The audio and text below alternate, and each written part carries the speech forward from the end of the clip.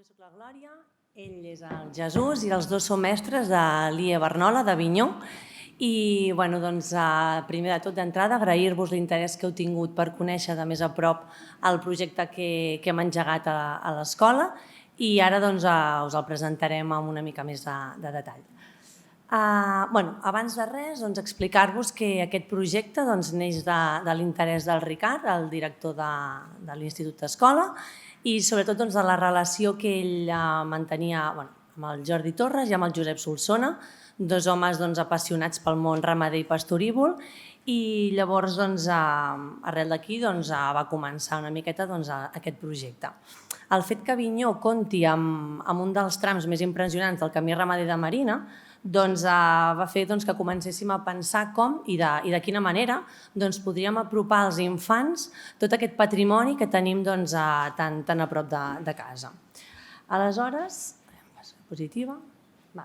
Aquí teniu això, una miqueta el que us comentava, que és un projecte impulsat des de l'IE Barnola i llavors es tracta que cada grup classe, des dels 3 anys d'educació infantil fins a la part de secundària de quart d'ESO, realitzarem una sortida on farem un tram d'aquest camí ramader. Amb la novetat que aquest curs hem afegit que relacionarem la sortida amb les colònies. Llavors, d'aquesta manera li donem una mica més de presència al projecte i no queda amb una sortida de només un dia, sinó que ja ens quedem a dormir i treballem una miqueta més a fons. A l'aula també treballem, fem un projecte d'aula, que més endavant el Jesús us explicarà més detall, i triem quin tema volem aprofunditzar una miqueta més i l'anem treballant com un projecte. Alguns dels objectius d'aquest projecte, a part de conèixer el camí, sensibilitzar i protegir i potenciar el camí ramader de Marina, l'activitat física, establir vincles amb les entitats, i un dels objectius més importants que tenim sobretot ara és anar fent contactes en tots aquells centres educatius per on passa el camí ramader i no només amb els centres educatius perquè s'hi afegeixin també amb nosaltres o bé a passar el dia i a fer la sortida o formar-ne part si així ho volen, també amb altres entitats, amb establiments fins i tot, vull dir, és donar-nos a conèixer i que en formin part. Llavors, perquè Avinyó, és el que us comentava una miqueta abans, Avinyó conserva un dels trams més impressionants, flanquejat per 2 parets de pedra seca, que en Josep Solsona ja fa com uns 10 anys o més, que jo tingui constància, gairebé cada dia us el podeu trobar allà reformant tota aquella part.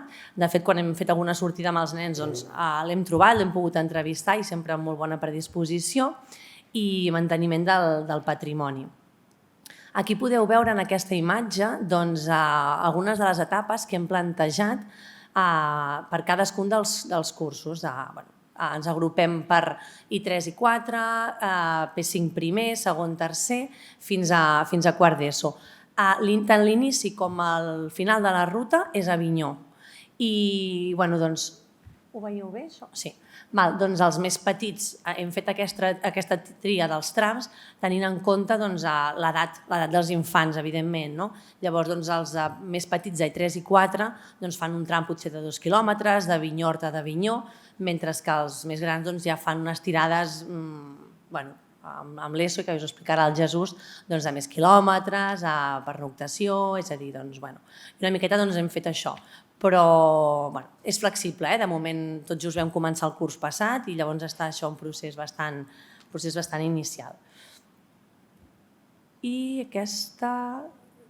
el que us comentava, adequar el recorregut a l'edat dels infants, serien alguns dels criteris, i recórrer parcialment totes les comarques per on transcorre el camí ramader, que són les 10 comarques i uns 50 municipis, i llavors, sobretot això, trobar aquells punts d'interès per establir una vinculació pedagògica amb el projecte. Per exemple, els que farem la sortida d'I5 primer,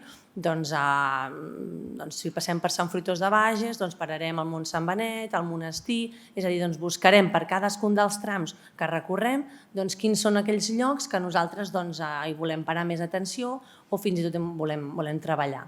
I com us comentava, a nivell de simbolisme, iniciar i finalitzar el poble Avinyó.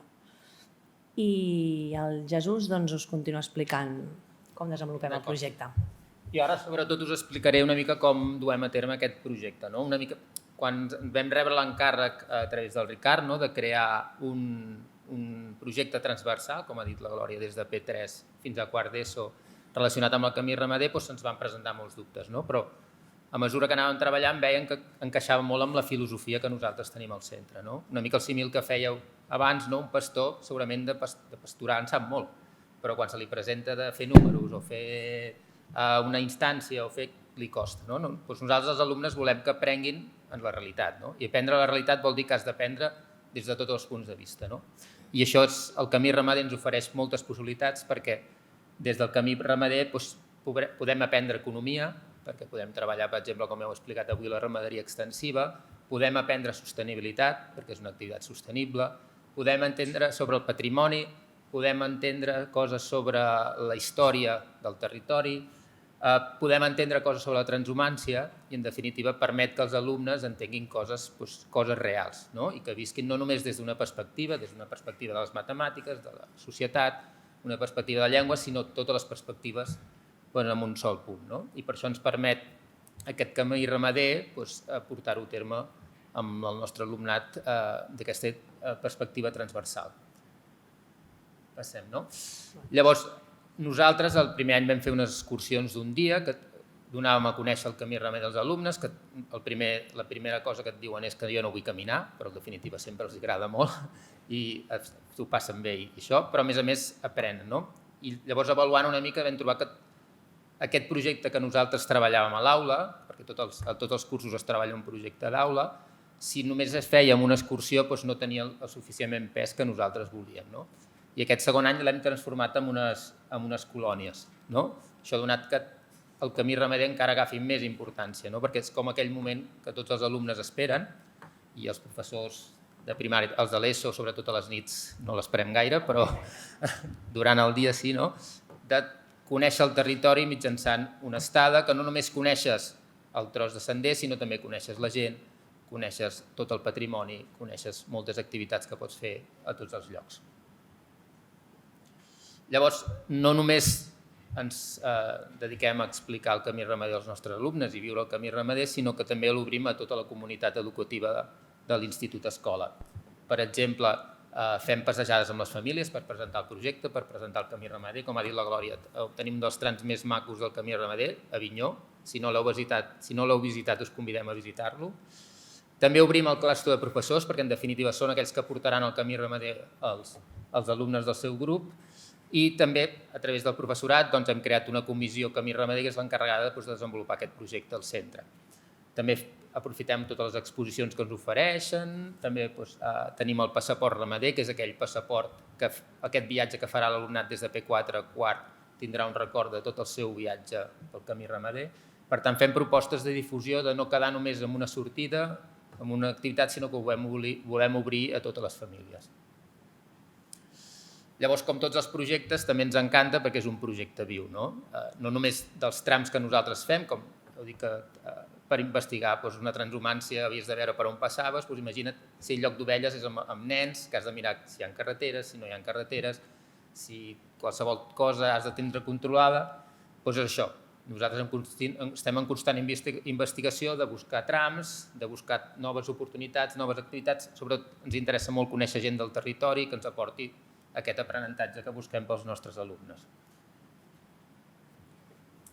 I ja per últim, i per acabar en temps, sí que ens agradaria fer un homenatge tant des del Ricard, que és el director, com la Glòria, l'Amanda, que no hi és de la comissió, el Jesús i tots els claustres, una mica quina va ser l'espurna que va aquest projecte, que són el Josep, que és aquest senyor del martell, i el Jordi, que ens va deixar aquest estiu, que és una mica els valors que nosaltres volem transmetre al nostre alumnat. Són dues persones que de forma totalment altruista es van dedicar al camí ramader, i una mica nosaltres aquests valors que volem transmetre és una mica els valors que ells representaven, i per això un homenatge des d'aquí a les dues persones que segurament si no haguessin existit i no haguessin fet el que estan fent o el que van fer no podien fer el projecte Camí Ramader.